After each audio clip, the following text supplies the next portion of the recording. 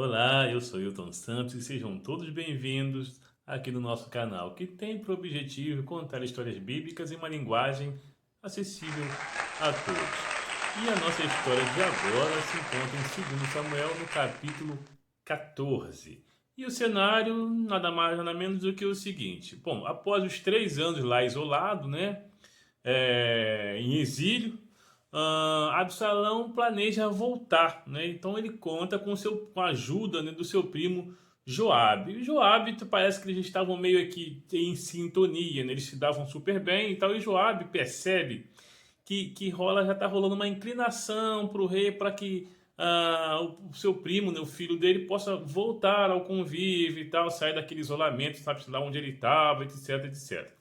E aí ele nota que o rei já está inclinado a deixar, né? Tá com saudade do filho e tal. E aí, mas só que ele pensa em pedir pro rei para que o deixem, né? Liberem a volta de Absalão. Mas só que ele sabe que se ele pedir assim no seco, né? Eu acho que não vai rolar, né? Então o que que ele faz? Ele vai lá na cidade de Tecoa, que é onde tinha uma mulher que era muito sábia, né, muito persuasiva, ela tinha uma boa retórica, né, e tal. De repente fazia alguns discursos por lá e ela sabia, não, essa mulher vai contar uma historinha para o rei que vai fazer com que ele incline seu coração para que deixe a volta do seu filho, né? Então assim ele provavelmente ele deve ter falado com Absalão também que ia fazer isso, e então ele assim ele faz, arquiteta lá o seu plano, né? Vai lá, intercoa e conta a mulher, ó, você vai fazer isso, isso, aquilo, outro.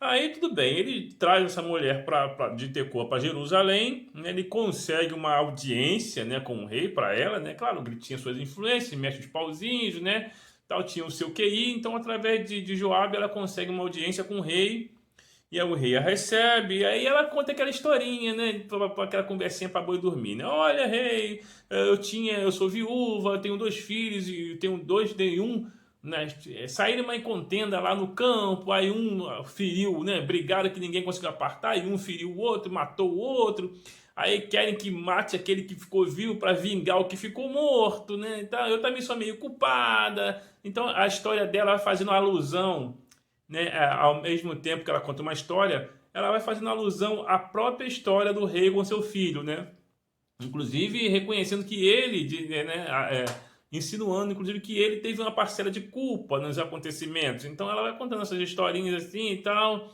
E aí o rei, com seu senso de justiça, Davi, né, cai na mesma armadilha que foi feita por Natan anos atrás. Né? Ele vai fazer, não, pode deixar, que eu não vou deixar que ninguém toque no seu filho, que você não vai ficar, até você já está viúvo, desamparado e tal. Mas aí, só que já tinha se passado algum tempo e Davi já tinha pegado mais a manha, né, já da coisa. Então, no final da historinha, ele já começou a perceber que era uma armadilha de Joabe, né? Igual a que ele tinha caído, feita por Natan anos atrás na questão lá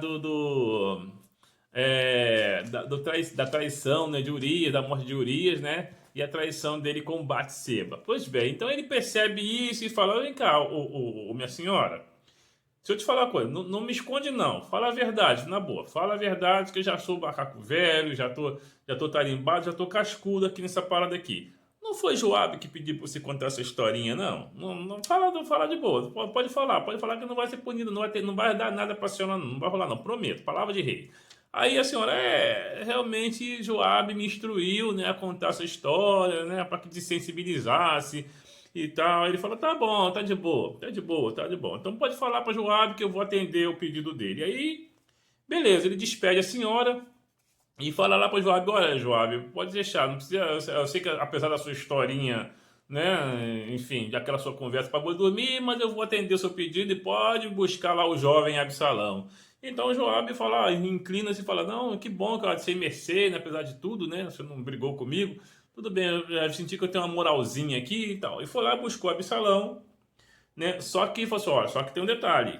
Eu não quero ver a face desse rapaz, né? Ele vai voltar, mas não aqui para o palácio. Ele vai voltar para Jerusalém. Mas eu não quero ver a cara dele, não. Ainda estou muito chateado com tudo isso que aconteceu e tudo mais. Então, tudo bem. Então, Joabe vai lá e cata lá o Absalão. Ele volta para Jerusalém, mas ele não pode ver a face, né? Do rei, né? E fica assim por volta de uns 3 anos, né? 2 anos depois, ele continua sem ver a face do rei. No capítulo, no versículo 25 ao versículo 27, o autor do livro para, né, a historinha, para a história, para ressaltar a beleza de Absalão. O autor fala que o cara era o ícone da beleza, era a beleza em pessoa, da planta dos pés ao alto da cabeça, não havia nada nele que não fosse extremamente belo, né? Pois bem, e até fala inclusive do cabelo, né? O cabelo, ele cortava o cabelo uma vez só por ano. E no final do ano, ele pesava esse cabelo quando ele cortava, dava cerca de 200 ciclos de cabelo. Ou seja, traduzindo lá para os dias de hoje, no peso, dava mais ou menos 2 quilos e alguma coisa, né? 2 quilos e pouco só de cabelo. Imagina, as cabeleireiras, se ele pudesse vender esse cabelo pelo pessoal dos cabelos, do cabelo, que vende cabelo humano aí, ele ia faturar um dinheiro. Pois bem, então todo ano ele cortava o cabelo, dava cerca de 2 quilos e pouco, de 2,3 kg, por aí, só de cabelo. E o cara era o cara. Pensa assim, ele seria galã de qualquer novela ou filme de qualquer Hollywood ou da vida, né? O cara era bonito mesmo, tão bonito que foi ressaltado ali, foi dedicado ali uns 3 ou 4 versículos só para falar da beleza, né, de Absalão, né? Ele era um cara realmente extremamente belo. Bom, e ele inclusive teve 3 filhos, né? Dois filhos e 3 filhos e uma filha, né? Inclusive ele colocou o nome da filha de Tamar, né? O mesmo nome da sua irmã, aquela que foi violentada, né? Pelo seu irmão Aminon, aquele que foi o culpado por tudo que ele está acontecendo ali foi por causa dele, porque ele matou Aminon para se vingar da irmã, enfim. Então ele colocou o nome da filha também de Tamar, né? Mas enfim, aí o cara era bonito, mas mais do que bonito, muito mais do que belo, ele era inteligente, maquiavélico, sagaz, né? Ele era astuto, né? Então ele tinha essas qualidades que nem sempre ele usava muito pro bem, né? Enfim. Mas ele tinha essas qualidades, muito mais do que belo, ele era inteligente, astuto, né? Então ele vai usar exatamente essa inteligência, né, para conseguir aí alcançar os seus objetivos, né?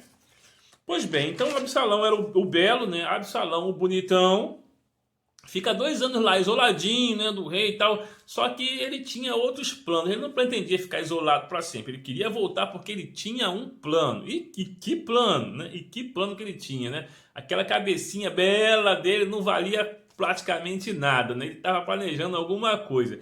2 anos depois, então, ele vai para Absalão e manda chamar Joabe. Não, Joabe, você já me ajudou uma vez, vai me ajudar de novo, né? Eu tenho planos para você. Aí Joabe manda chamar Joabe, Joabe não vai, chama uma vez Joabe, não vai.